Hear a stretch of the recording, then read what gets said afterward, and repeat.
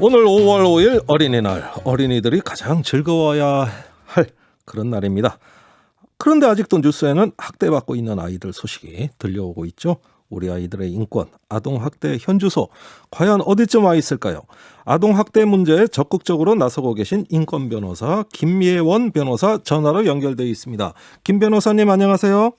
네, 안녕하세요. 네, 양천 아동학대 사건의 충격이 채 가시지도 않았어요. 그런데 여전히 사건은 끊이지 않고 있습니다. 오히려 전년 동기 대비 아동학대 신고 건수가 늘었다고 하는데 이거 어찌 된 일일까요?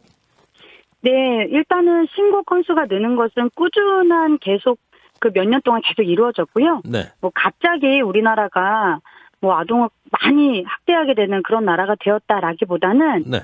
지금 여러 사건들이 연달아 계속 나오면서 예, 조금 사회적인 관심이 높아지고 예. 또 신고도 많이 되고 하면서 결과적으로 신고가 늘어난 것이 아닌가 싶습니다. 네, 올해 1분기에만 신고 건수가 5,695건이네요. 전년보다 2배 늘어났어요. 엄청나게 네. 많이 늘어났군요.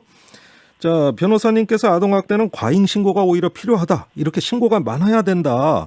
적극적인 신고가 늘어난 건 그런 어떤 사회적 추세로 봐도 되는 건가요?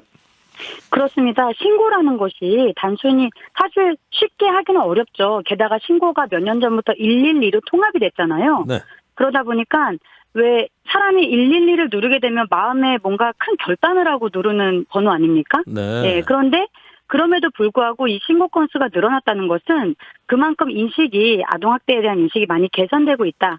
그리고 그 관심이 유지되고 있다라는 생각이 들고요. 예. 이 신고는 단순히 누군가에게 무엇을 알리는 차원이 아니라 끊고 들여다보게 하는 행위입니다. 예. 그러니까 계속되어가는 어떤 잘못된 행동이 한번 그 신고로 인해서 끊어지고 누군가가 밖에서 들여다볼 수 있는 계기가 되는 것이죠. 네, 우리 사회 전체가 아동 인권에 대해서 같이 감시하고 참여하는 어떤 현상이다. 이렇게 해석해 주시는 거죠? 네, 그렇습니다. 예, 알겠습니다. 아동복지법이 개정돼서 올해 3월 말부터 이미 시행되고 있습니다. 이 법안의 핵심 내용이 아동학대로 의심되면 즉시 분리 조치가 가능하게 되었다. 이거거든요. 그런데 김 변호사님은 오히려 이런 내용이 현장 혼란만 가중시킨다. 이렇게 지적하셨어요. 어떤 이유입니까? 일단 즉시 분리라는 내용 자체는 법에 써 있는 문건이 아니고요. 네. 그냥 이렇게 개정을 하면서 정부나 이런 데서 보도자료로 그냥 배포된 내용 중에 즉시 분리라는 말이 있는데요. 네. 실제 내용을 들여다보면 1년 이내에 2회 이상 아동학대로 신고된 아동을 예. 아동학대 전담 공무원이 분리할 수 있다라는 내용을 추가한 것입니다. 네. 그런데 제가 우려하는 것은 이게 무분별한 분리에 사인이 간다는 것이죠, 현장에. 무분별하게 분리할 수 있다. 그렇습니다. 예. 분리 자체는 당연히 필요합니다. 예. 왜냐하면 아동이 스스로 그걸 끊어낼 수 없는 구조에서는 외부에서 개입해서 위험 상황에 있는 아동을 구해낸다고 하긴 좀 그렇고 어쨌든 분리를 하는 예. 그런 과정이 상당히 필요한 거긴 한데 예. 이미 분리제도가 있었어요. 아, 이 법이 아니더라도. 아니고도 아동학대 처벌법에 응급조치라는 분리조치가 있었고요. 네. 그 법은 72시간 거기다가 1월 달에 개정이 돼서 48시간까지 더 추가해서 네. 긴급 분리가 된 아동을 그 시간 동안 관찰하고 면담하고 하면서 예. 필요할 경우에는 추가적인 사법적인 통제를 받을 수 있는 제도가 이미 있었습니다. 예. 그런데 그런 것이 없이 무분별하게 사법적 통제를 배제하고 쉽게 우회할 수 있는 제도가 마련된 거예요. 예. 그러다 보니까 아동의 심리나 욕구 같은 것이 제대로 고려되기보다는 예. 이 부족한 쉼터 안에 아이들이 막 우겨 넣어지고 있다. 예. 이런 점 때문에 많이 속상한 것이죠. 아, 그러니까 그 부분은 조금 더 자세히 좀 듣고 싶은데요. 분리된 아동들을 어떤 시설에다 우겨 넣는다. 그러니까 분리가 남발이 되면 더 우겨 넣을 거다. 이게 과연 맞는 거냐? 이렇게 들리는데요. 지금 전국의 시군구가 총 228개가 있죠. 네. 그중에 이 쉼터가 미설치된 시군구가 170개 정도가 됩니다. 170개요? 그러니까 설치가 안 된 곳이요. 예. 된 곳이 아니라 안 된 곳이 그 정도고 네. 특정 성별이나 이런 것들을 위한 쉼터만 보유한 시군구도 52곳. 그러니까 상당히 많은 숫자를 차지하고 있어요. 그래서 아이들이 분리가 됐을 때 사실 전혀 심리적인 케어 없이 전혀 모르는 공간에 가서 지내야 되는 그것도 멀리 떨어진 곳이에요. 그런 것들이 반복되고 있는데 그냥 단순히 쉼터를 늘리겠다. 예. 뭐 확충하겠다라는 차원으로 해결되기에는 너무 그 간격이 큰 것이죠. 네. 분리 자체만 목적으로 했을 때는 오히려 다른 부작용이 더 커진다는 말씀이시네요. 그렇습니다. 네. 경찰이나 담당자가 이렇게 현장에 출동을 하더라도 적극 개입을 할 수 있어야 되거든요. 그러려면은 이들에 대한 면책 범위도 확대해야 된다. 이런 지적 어떻게 보십니까? 일단 그 행위자들이 아동보다는 훨씬 더 권력적 우위 관계에 있기 때문에 예. 행위자들로부터 공격당하지 않는 구조를 만들어야 되는 건 맞습니다. 예. 현장에 계신 분들이 너무 고생을 하시거든요. 악성 민원도 많이 받으시고. 예. 그런데 사실 이 아동학대 문제에 본질적으로 접근을 해보면 현장에 가질 수 있는 전문성을 가질 수 있는 구조 자체가 되어 있지 않아요. 그러면 그러니까 굉장히 이직률이 높고 예. 열악한 환경에서 일을 하고 하다 보니까 예. 버텨내는 분들이 사실 많지 않아서 예. 이 현장에 비전문성으로 연결되는 문제를 해결하지 않고 이거를 무조건 면책으로만 풀면 권한이 남용될 우려가 있겠죠. 네. 예. 그래서 지금 가지고 있는 이런 즉시분리 제도가 너무 가열차게 시행될 경우에는 오히려 제도가 현장을 공격하는 형국이 될 수도 있다. 이런 말씀입니다. 네, 아까 악성 민원이 많이 발생한다 이런 말씀하셨는데요. 그러니까 즉시 분리하고 이렇게 공무 수행을 했어요. 그로 인해서 악성 민원에 또 시달릴 수도 있다 이런 말씀이십니까? 왜냐하면 이거는 그 친권이라고 하는 천륜을 끊는 일과 연결이 되잖아요. 네. 예, 그러다 보니까 그냥 단순히 뭐 내가 어떤 죄를 졌고 그걸로 처벌을 받고 이런 차원보다는 훨씬 더 강한 민원이 나오는 곳은 맞습니다. 네. 그리고 또 이런 즉시 분리가 일반화되면 이걸 악용하는 사례도 등장할 수 있다. 어떤 경우가 생길 수 있을까요? 이게 법 조문을 놓고 보면 기계적인 분리를 하잖아요. 1년 이내 2회 이상 신고된 아동 이런 식으로 되어 있다 보니까 네. 그 이런 횟수로 인한 이런 기계적인 분리 이런 것들은 재량적으로 이어지게 되거든요. 그게 재량적으로 운영이 될 수가 있는데 예. 그러면은 이혼 소송을 지금 하고 있는 가정 있죠. 이런 예. 데에서는 자기가 지금 키우지 않고 있는데 아이에 대한 양육권을 뺏고 싶지 않다. 예. 그러면 상대방을 그냥 2번 신고를 해가지고 아하. 아동을 자기에게 오게 한다거나 예. 아니면은 청소년기에 있는 아동이 부모와 극심한 불화로 고통을 겪고 있을 때 나는 탈가정하고 싶다. 그러면은 사실 산술적으로 보면은 2번 신고하면 분리가 즉시 돼야 되기 때문에 예. 이런 식으로 악용될 수 있는 가능성도 염두해야 된다는 것입니다. 양육권 분쟁에 악용될 수 있다. 이런 위험을 지적해 주셨어요.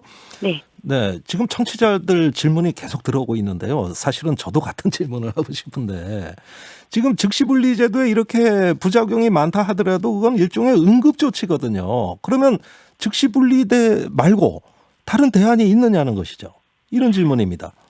그 질문을 해주신 분들이 제가 설명을 자세히 드리면 예. 분리제도 자체는 이미 있었습니다. 네. 예, 이미 아동학대 처벌법에 따라서 있었고 저 역시 분리제도를 반대하는 사람이 아니에요. 저는 예. 피해자를 지원하는 사람이기 때문에 예. 당연히 분리가 필요한 사건은 적극적으로 분리해야 된다고 보는데 네. 지금 제가 문제를 지적하고 있는 것은 이렇게 사법적 통제를 우회하는 재량적인 분리, 예. 기계적인 분리가 발생할 수 있는 아동 인권의 치명적인 우려를 말씀드리는 거예요. 네. 그러니까 분리가 좀 실효성 있게 돼야지 기계적 분리 갖고는 안 된다. 이 말씀이신 것 같은데요. 그렇다면은 현장에서 어떤 매뉴얼이 작동할 수 있도록 충분한 여건과 지원이 이루어져야 될 것 같습니다. 어떤 네, 대책이 맞습니다. 필요할까요?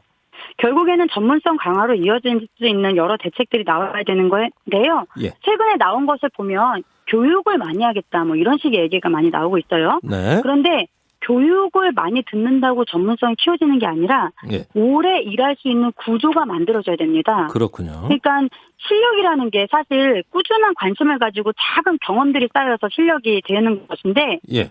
그렇게 하기에는 뭐 이게 단순히 뭐 인센티브를 좀 더 주겠다 뭐 이런 걸로 하기에는 훨씬 현장에서 느끼는 그 압력이 세기 때문에 예. 그런 것들을 감안해서 결국 오래 일할 수 있는 구조를 어떻게 만들어낼 것이냐가 예. 정책의 포커스가 돼야 되는 것이죠. 그 단순한 처우 개선이 아니라 전문가 과정으로 아예 양성하고 육성할 수 있는 시스템 마련이 돼야 되는 거 아닐까요? 예, 그렇게 지금 얘기는 나오고 있는데 사실 그 실질적인 내용이 거의 없다시피 하고 왜냐하면 이직률이 대단히 높은 곳이고요. 예. 그리고 작년 10월부터 들어온 아동학대 전담 공무원의 경우에는 예. 아직 배치조차 되지 않은 시공구도 많이 있습니다. 어허. 그러다 보니까 그 업무가 원래는 아동 아동보호 전문기관에서 하던 일인데 그것을 예. 아동학대 전담 공무원으로부터 갑자기 하라고 바뀌니까 예. 어디까지 누가 뭘 해야 되는지조차 불분명하고 어떤 지자체는 독자적으로 그 업무를 또 따로 분리하겠다라고 해가지고 예. 여러 현장에 어려움이 있어요. 아, 그래서 이런 것들을 감안해서 제도를 바꿀 때는 확확 바꾸지 마시고 예. 현장의 목소리를 듣고 차분히 바꾸시라. 그리고 이분들이 오래 일할 수 있는 구조가 무엇인지를 계속 생각하셔야 된다라는 알겠습니다. 이야기입니다. 예, 현장은 아직까지도 굉장히 혼란스럽게 느껴지는데요. 또 한 가지가 그 아동학대 관련 예산이 충분치 않다는 지적도 있습니다. 어느 정도입니까? 우리나라의 아동학대 관련 예산이요. 일반 예산이 아니에요. 네. 복권기금이랑 범죄피해자 지원기금으로 이루어지고 있어요. 아, 기금 예산이군요. 예, 기금 예산인데 예. 전체 보건복지부와 복권기금 2021년을 기준으로 했을 때 그 전체 중에 3%만 아동 청소년에 대한 지출입니다. 3%. 3%. 예. 그런데 그 중에 0.17%. 예. 그러니까 이제 현금성인 걸 빼고 정말 아동 보호에 필요한 게 0.17. 예. 그리고 뭐 그룹홈이나 뭐 학대 피해 아동 쉼터나 이런 데 들어가는 돈이 0.03. 어허. 아동학대 피해자 보호 지원은 0.02 정도예요. 그럼 거의 정말 없다고 해도 과언이 말하기도 아니네. 민망한 얘기죠. 예. 예. 아니, 우리나라 그 아동 복지가 굉장히 최근 들어서 많이 발전했다 그러는데 정작 이 분야는 소외되고 배제된 거 아닙니까? 예, 그러니까 이렇게 많은 사람이 받을 수 있는 현금성 지출 예. 이런 것들은 늘어났는데 예. 정작 피해를 입은 아동이 쉴 수 있는 쉼터라던가 이 아동에게 즉각적으로 필요한 정서적 케어라던가 심리 지원이라던가 이런 걸 할 수 있는 예산은 거의 없다는 것이죠. 아, 믿어지지가 않네요. 오늘 어린이날인데 특별히 이 문제 좀 앞으로 더 진지하게 살펴봤으면 좋겠고요. 실제로 학대 아동 많이 만나보셨을 텐데요. 우리 아이들에게 네. 가장 필요한 건 무엇일까요? 이게 보호의 대상으로 사실 생각을 해서 이런 과감한 입법들이 많이 나오고 있는데요. 네. 저는 아동인권은요. 멀리 갈 필요 없이 내가 너를 구해줄게 라기보다 내가 너라면 네. 내지는 너의 속 얘기는 무엇이든 나한테 해줄래?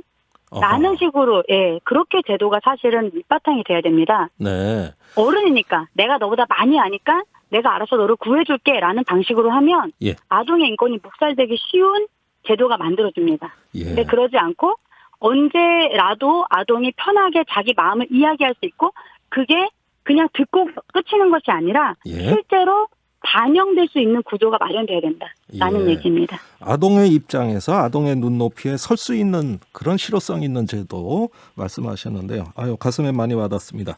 오늘 말씀 여기까지 듣겠습니다. 감사합니다. 감사합니다. 아동 인권을 위해 애쓰고 있는 김예원 변호사였습니다.